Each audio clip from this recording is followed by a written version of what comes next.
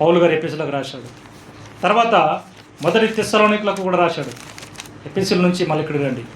మొదటి తెస్సలోనికలకు రాసిన పత్రిక 1వ అధ్యాయం 10వ వచనం. మొదటి తెస్సలోనికలకు 1వ అధ్యాయం 10వ వచనం చూడండి.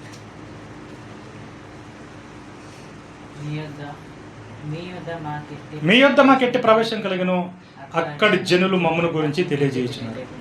మరియు మీరు విగ్రహంను విడిచిపెట్టి జీవం గలవాడును సత్యవంతుడగు దేవునికి దాసులగుటకును దేవుడు మృతులలో నుండి లేపిన యేసును అనగా రాబో ఉగ్రత నుండి మనల్ని తప్పించుచున్న ఆయన కుమారుడైన యేసు పరలోకం నుండి వచ్చునని ఎదురు చూచుటకును మీరు ఎలాగో దేని వైపు తిరుగుతున్నారో ఆ సంగతి వారికే తెలియజేస్తున్నాము. ఇక్కడ కూడా ఆ మాట విడిచిపెట్టలేదు. ఏమన్నాడు ఇక్కడ? దేవుడు మృతులలో నుండి లేపిన యేసు అనగా రాబో ఉగ్రత నుండి మనల్ని తప్పించున్న ఆయన కుమారుడైన యేసు. రాబో ఉగ్రత ఏముంది? మనందరికీ ఉగ్రత ఉన్న దేవుడిది. దాని నుంచి యేసుక్రీస్తు తప్పిస్తున్నాడట. ఎవరు యేసు? దేవుడట మృతులో నుంచి లేపిన యేసు అన్నాడు ఇక్కడ. తన కుమారుడైన యేసు అన్నాడు ఇక్కడ. ఎంత స్పష్టంగా రాయబడినాయి అంటే యేసుక్రీస్తు గురించి మనం ఇంతగా మనము ఆలోచన ఎందుకు చేస్తున్నామంటే ఆయన ఎందుకు ఈరోజు మనకు అర్థం కావలేదు అంటే సరిగ్గా మనం వాక్యం చదవలేక యేసుక్రీస్తుని అర్థం చేసుకోలేకపోయాం. కనుక ఇక్కడ ప్రతిసారి కూడా పౌలు గారు ఒక స్పష్టత అనేది మనకి ఇస్తున్నాడు. ఇక్కడ మృతుల నుంచి లేపాడు, ఆయనను దేవుడు శక్తి వలన లేపాడు, ఆయన మహిమ వలన లేపాడు, ఇంకా ఎన్నో విధాలుగా మనకు తెలియజేస్తున్నాడు. అని ఇక్కడ మనం తెలియజేస్తున్నాడు. లేపడమే కాదు, ఇప్పుడు ఆయనను యుగయుగములు జీవింపజేస్తున్నాడు దేవుడు ఆత్మ చేత. ఎబ్రిల్ రాసిన పత్రిక 13వ అధ్యాయం 20వ వచనం. మళ్ళీ పెద్ద ఎబ్రిల్ రాసిన పత్రికకు వచ్చేసింది. 13వ అధ్యాయం 20వ వచనం.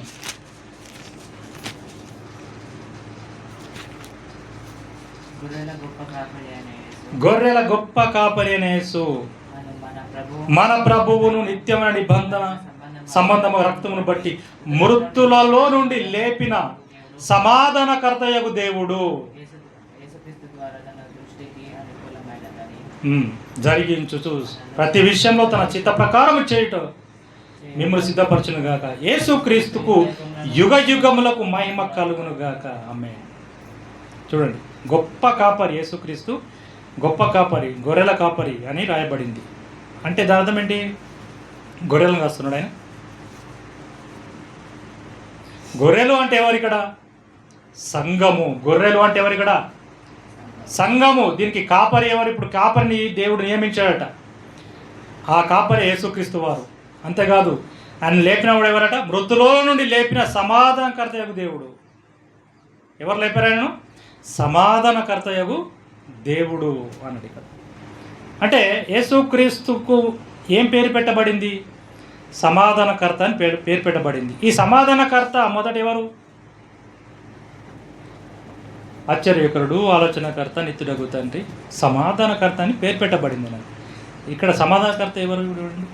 మృతులలో నుండి లేపిన సమాధానకర్తయగు దేవుడు అని ఉన్నాయి. అంటే ఎవరు ఇది?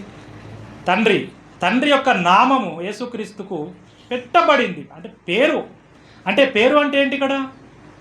క్యారెక్టర్. పేరు అంటే ఏంది? గుణలక్షణాలు. యేసుక్రీస్తు ఏమై ఉన్నాడు? ప్రేమామయుడు ఉన్నారు. ఆ ప్రేమ మొదటి లెవెల్లో ఉంది, తండ్రిలో ఉన్నది ప్రేమామయుడు. అంటే ఈ గుణలక్షణాలు ఇప్పుడు సమాధానకరుడు యేసుక్రీస్తు. మొదట ఎవరికి ఆ సమాధానకర్త ఎవరిలో ఉంది? తండ్రిలో ఉన్నది. అది తండ్రిలో ఉన్న విషయాలే యేసుక్రీస్తు మనకు చూపించాడు. కాబట్టి నన్ను చూసిన వాడు తండ్రిని, ఇప్పుడు యేసుక్రీస్తును చూసిన వాడు తండ్రిని చూసినట్లని యేసుక్రీస్తు అన్నాడు. అసలు తండ్రిని ఎలా చూస్తున్నాడు? చూస్తాం మనం. ఈ క్యారెక్టర్స్ అని, ఈ గుణలక్షణాలు ఎవరిలో ఉన్నాయి? మొదట ఎవరిలో ఉన్నాయి? ఆ తండ్రిలో ఉన్న క్యారెక్టర్ను చూస్తే, యేసుక్రీస్తుని చూస్తే ఎవరిని చూసినట్లు? తండ్రి మనకు కనబడాడు. ఎందుకంటే ఆయన ఎవరు చూడలేరు, ఆయన స్వరూపం ఎవరు చూడలేరు, ఆయన స్వరం ఎప్పుడు వినలేరు. మరి ఎవరు విన్నారు? దూతలు మాత్రమే ఆయన స్వరం విన్నారు. ఆ దూతలు వచ్చే ప్రవక్తలకు చెప్పారు. ప్రవక్తలు కూడా దేవుడి స్వరం వినలేరు. ఎవరి స్వరం విన్నారు? దేవుడు దూతల ద్వారా, మధ్యవర్తుల ద్వారా ఏం చేశాడు? దూత అనగా ఏంటి? మెసెంజర్. దూత అంటే ఏంటి? మెసెంజర్ అంటే సమాచారం తెలిపేవాళ్ళు. వాళ్ళతో దేవుడు మాట్లాడేవాడు, వాళ్ళ దూతలు ప్రవక్తలతో మాట్లాడేవారు. కాబట్టి ఇక్కడ సమాధానకర్త దేవుడు అంటే మొదట సమాధానకర్త దేవుడే మనకు కనబడుతున్నాడు ఇక్కడ. తర్వాత యేసుక్రీస్తు వారికి ఆ పేరు పెట్టబడిందని మనం చూస్తున్నాం. చివరిగా పౌలు గారు ఈ ఎబ్రిల్ రాసిన పత్రిక ముగించేసిన తర్వాత పేతురు గారు మళ్ళీ చివరిగా ఆయన పత్రికలో ఒక మాట మాట్లాడాడు, అపోస్తల కార్యంలో మాట్లాడాడు, పత్రికలో కూడా ఒక మాట మాట్లాడాడు. పేతురు రాసిన మొదటి పత్రిక 1వ అధ్యాయం 21 వచనం. పేతురు 1వ అధ్యాయం 21 వచనం.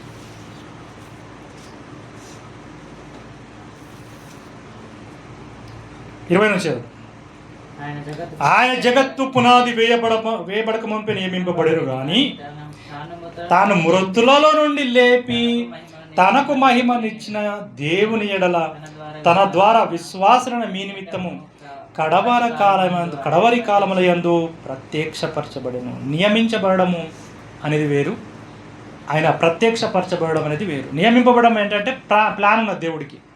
అంటే యేసుక్రీస్తుని ఏం నియమించాలనేది అనేది ముందుగానే దేవుడికి ఏమున్నదట, ప్రణాళిక, సంకల్పం, ప్లాన్ ఉంది. దాన్ని ఎప్పుడు కడవరి కాలముల యందు దాని యొక్క ప్రత్యక్షత అనేది బయలుపడ్డది. అప్పుడు అందరికి యేసుక్రీస్తు కనబడ్డాడు. ఎప్పుడు మృతులలో నుండి, ఇప్పుడు పేతురు గారు కూడా అదే అంటున్నాడు కదా, మృతులలో నుండి లేపి తనకు మహిమనిచ్చిన దేవుని ఎడల అన్నాడు. ఎవరిచ్చారు మహిమ? ఎవరిచ్చారు?